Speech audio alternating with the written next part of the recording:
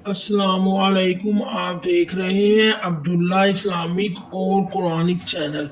Abdullah Islamic और Quranic channel में आज हम सूरतुल बकरा की आयत नंबर 25 को तजवीद के साथ पढ़ेंगे।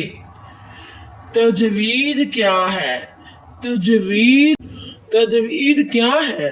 तजवीद कुरान पाक को खूबसूरती के साथ पढ़ना तजवीद है। इल्म तजवीद को ना सीखना हरूफ की अदायगी अच्छे तरीके से नहीं होती।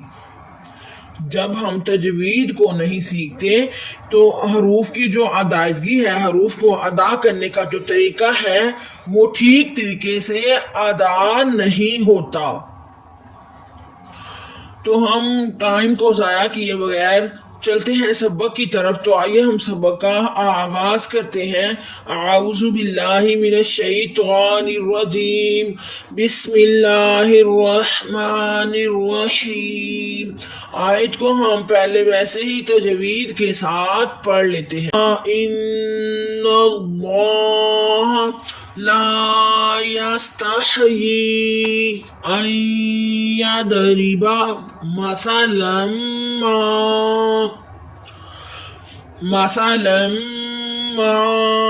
बऊदतन फमा फौकहा। तो आइए एक एक लफ्ज की तजवीद करते हैं। हमजा के नीचे जेर है, हमजा को बगैर खींचे पढ़ेंगे ई। मगर नून मुशद्दिद है। मुशद्दिद हरफ हमेशा दो दफा पढ़ा जाता है। एक दफा अपने से मुतहरिक हरफ के साथ मिलाकर पढ़ते हैं, एक दफा अपनी हरकत के मुताबिक पढ़ा जाता है। इसलिए हम हमजा को नून के साथ मिलाएंगे। इन और नून मुशद्दद भी है। नून मुशद्दद मीम मुशद्दद। मुशद्दद क्या होती है? ये तीन दंदों वाली जो होती है वो मुशद्दद होती है। मुशद्दद क्या होती है? मुशद्दद ये तीन दंदों वाली जो होती है ये शद होती है। मुशद्दद नून मुशद्दद और मीम मुशद्दद पर हम गुन्ना करेंगे। एक अलिफ की मकदार खींच कर इसको पढ़ेंगे। इन।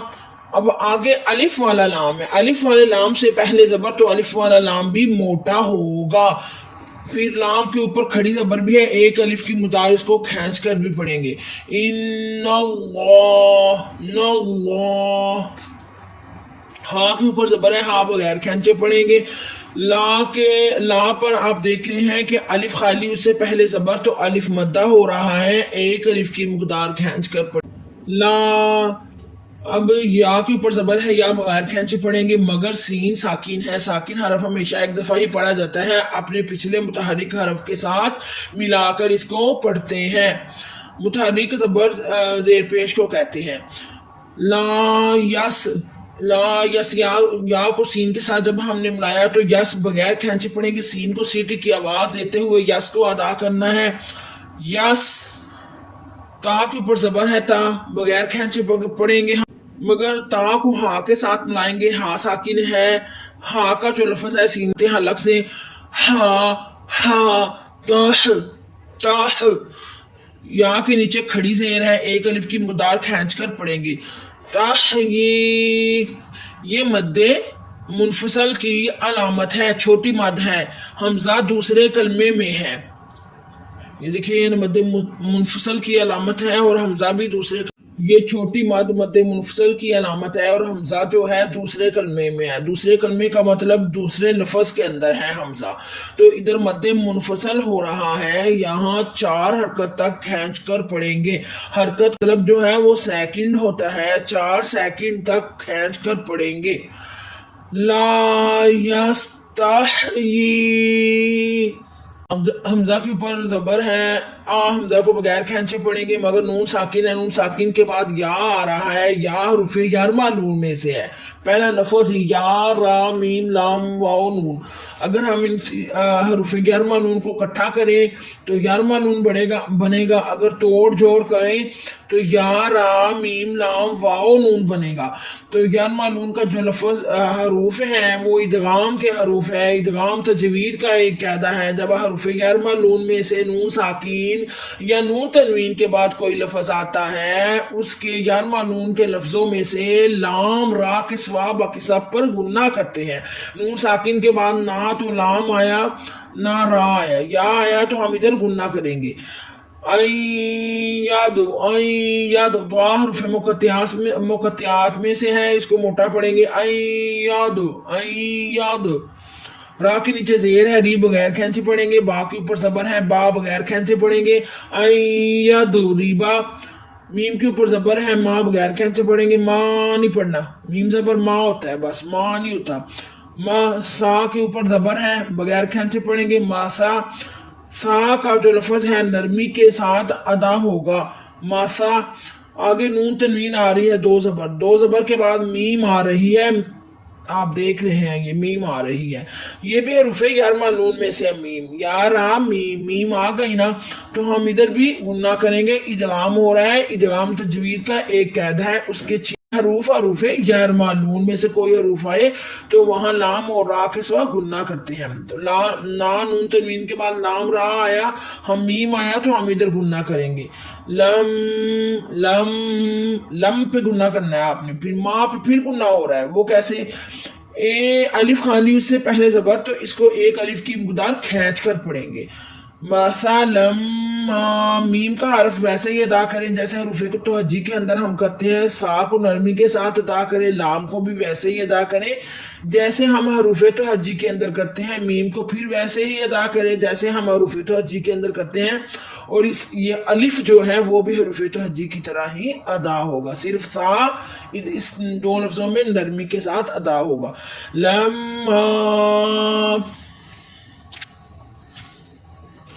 با کے اوپر زبر ہے، با بغیر کھینچے پڑھیں گے. او پہ آپ دیکھ رہے ہیں کہ واو ساکن اس سے پہلے پیش، تو ادھر واو مدہ ہو رہا ہے، ایک الف کی مقدار کھینچ کر پڑھیں گے اور آئین کی آواز سینے کے درمیانے حصے سے ادا کریں گے.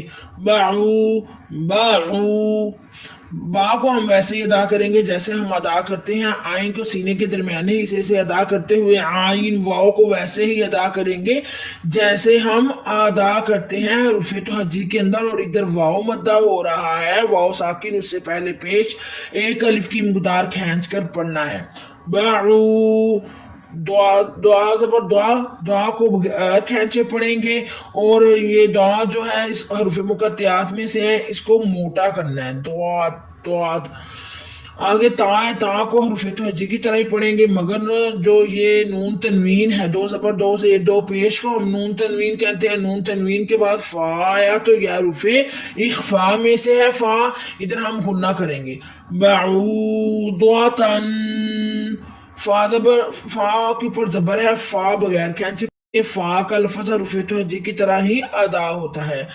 میم کے اوپر زبر ہے، ماں بغیر کھینچے پڑھیں گے. میم کا لفظ بھی حروف توجیہ کی طرح ہی ادا ہوتا ہے، مگر الف خالی اس سے پہلے زبر، تو ادھر الف مدہ بھی ہو رہا ہے، ایک الف کی مقدار کھینچ کر پڑھیں گے.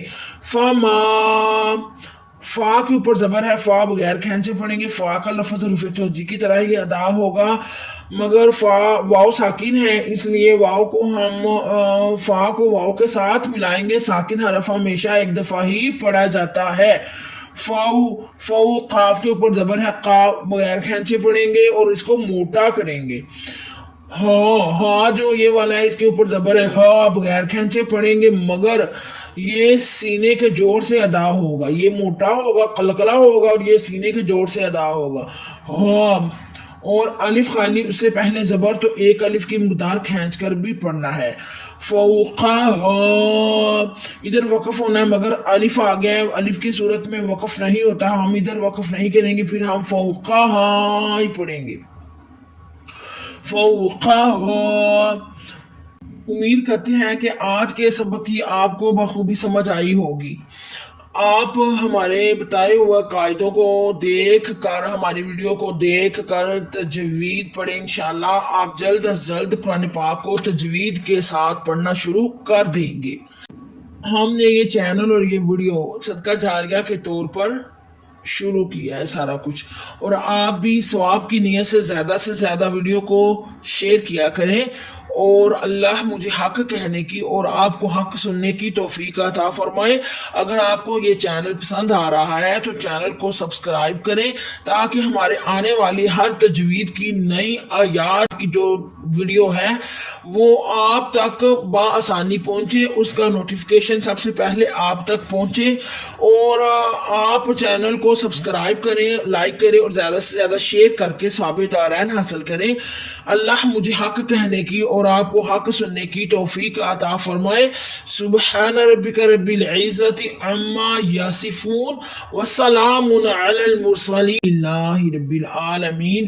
بہت شکریہ. خدا حافظ.